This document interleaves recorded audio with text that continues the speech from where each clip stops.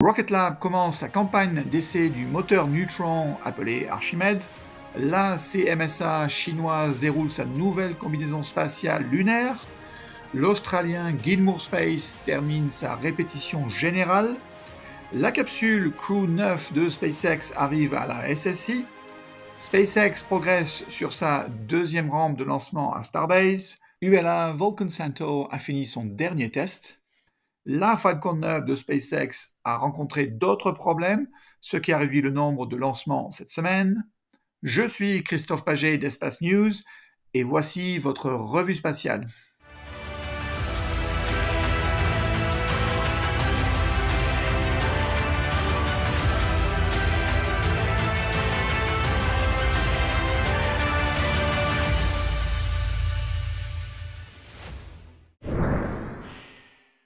Rocket Lab a développé sa fusée Electron, une fusée à 2 étages de 18 mètres de haut, alimentée au kérosène et à l'oxygène liquide, capable d'envoyer jusqu'à 300 kg de charge utile en orbite terrestre basse. Elle a lancé plus de 53 fusées à ce jour et dispose d'un carnet de commandes de lancement en pleine croissance. Mais Rocket Lab ne se contente pas de fabriquer et de lancer des fusées Electron. Il s'occupe également de fabriquer des satellites et des remorqueurs spatiaux. Mais elle ne s'est pas arrêtée là. Rocket Lab développe actuellement une fusée plus grande, haute de 43 mètres, capable d'envoyer jusqu'à 13 tonnes en orbite terrestre basse et un premier étage entièrement réutilisable, propulsé par 9 moteurs Archimède. Les Archimèdes sont des moteurs à cycle fermé riches en oxygène liquide et en oxydant de méthane, censés avoir une efficacité élevée. Rocket Lab a utilisé les installations du centre spatial Stennis de la NASA pour tester son moteur Archimède et a récemment fait d'énormes progrès avec celui-ci. En effet, Rocket Lab a mentionné que le moteur Archimède a subi plusieurs tests d'allumage, le soumettant à diverses conditions de fonctionnement et ajustement. Rocket Lab a précédemment produit plusieurs pièces de la fusée Neutron, telles que des réservoirs en composite de carbone de son deuxième étage, un dôme commun du premier étage et les carénages en composite. L'Agence spatiale chinoise habitée, ou CMSA, a récemment présenté la version chinoise de la combinaison spatiale capable de marcher sur la Lune, une ambition que la Chine a et a l'intention d'atteindre d'ici 2030, et ensuite établir une base lunaire d'ici 2040.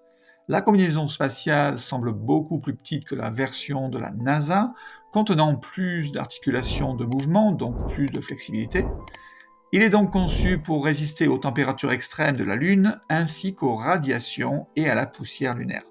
La combinaison spatiale est-elle déjà qualifiée ? Je ne sais pas, mais après tout, ils ont jusqu'à 2030 pour compléter une telle qualification. Les sociétés australiennes Gilmour Space développent depuis 2012 sa fusée Eris, une fusée à 3 étages, haute de 25 mètres, capable d'envoyer jusqu'à 305 kg en orbite terrestre basse. Gilmour a développé une propulsion hybride avec son moteur Sirius à base de combustible solide comprenant 87 à 91% d'habituel polybutadiene à terminaison hydroxyle ou HTPB et le reste de polyéthylène. 4 moteurs Sirius alimentent le premier étage et le deuxième étage, et Gilmour utilise le moteur Phoenix alimenté à l'oxygène liquide et au kérosène sur son troisième étage. Cette semaine, Gilmour a réalisé avec succès sa répétition générale sur sa rampe de lancement dans le nord de Queensland, en Australie, au port spatial orbital Barwon. Ce que vous regardez actuellement, c'est le deuxième étage d'Eris. À la suite du test, Gilmour Space a identifié certaines mises à jour logicielles et la nécessité de remplacer 2 vannes défectueuses, ce qui consolide cette étape importante. Le vol inaugural est attendu d'ici la fin de cette année, dans l'attente d'une approbation du permis de lancement et des autorisations de gestion de l'espace aérien délivrées par les agences compétentes.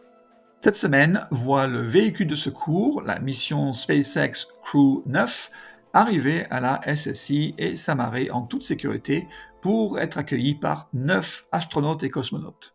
Pourquoi un véhicule de secours ? Au cas où vous ne le sauriez pas, C'est parce que Sonny Williams et Butch Wilmore étaient l'équipage d'essai en vol de la capsule Boeing Starliner et ont dû rester à la SSI à la demande de la NASA car elle jugeait la capsule trop risquée pour ramener ses astronautes sur Terre.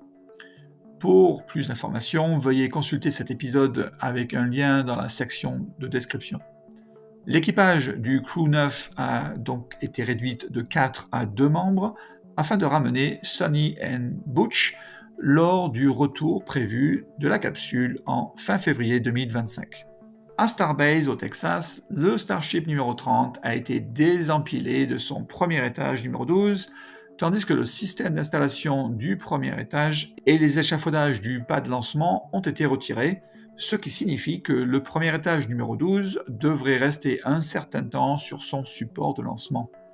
SpaceX commence maintenant à préparer les fondations pour la construction de sa tranchée anti-flamme de sa tour Mekazila numéro 2. Sur le site de Sanchez, le bras de déconnexion rapide du vaisseau spatial a commencé sa construction pour également la tour Mekazila numéro 2. Le 2 octobre, l'ULA a réalisé avec succès une répétition générale de sa nouvelle fusée Vulcan Centaur avant son deuxième vol de certification espéré le 4 octobre, pour lequel j'en discuterai à mon prochain épisode. Le 27 septembre, CASC a lancé une longue marche 2D depuis la Chine pour sa mission Shijiang 19.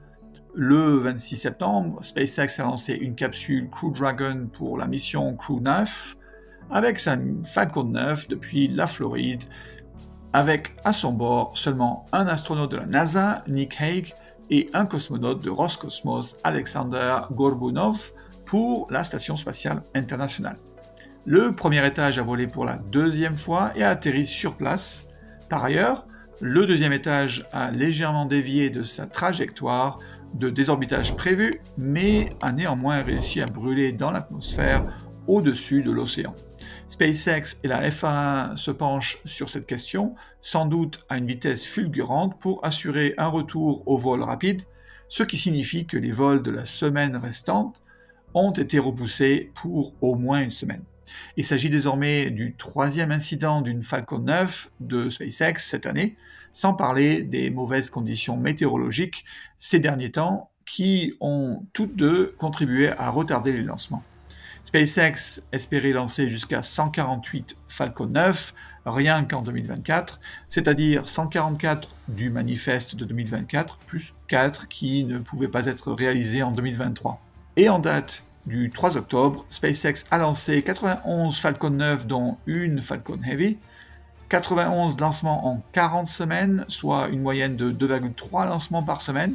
Il reste 57 lancements d'ici la fin de l'année pour atteindre leur objectif, donc SpaceX doit lancer en moyenne 4,7 fusées par semaine, ce qui est une tâche difficile à réaliser, surtout avec le nombre faible de drone ships dont ils disposent dans leur flotte, à moins bien sûr de réduire le poids de la charge utile et d'effectuer beaucoup plus d'atterrissages de retour sur site.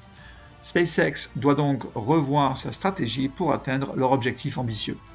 En résumé, du 1er janvier au 3 octobre 2024, 182 fusées ont été lancées avec succès. Sur ce total, 112 provenaient d'une entreprise ou d'une institution américaine et 45 de Chine. Je vous laisse cette semaine avec une autre photo du télescope spatial Hubble de la nébuleuse de la Carène, un énorme nuage de gaz et de poussière abritant plusieurs étoiles massives et brillantes, dont au moins une douzaine qui font 50 à 100 fois plus la masse de notre Soleil. Elle se trouve à environ 7500 années-lumière de la Terre.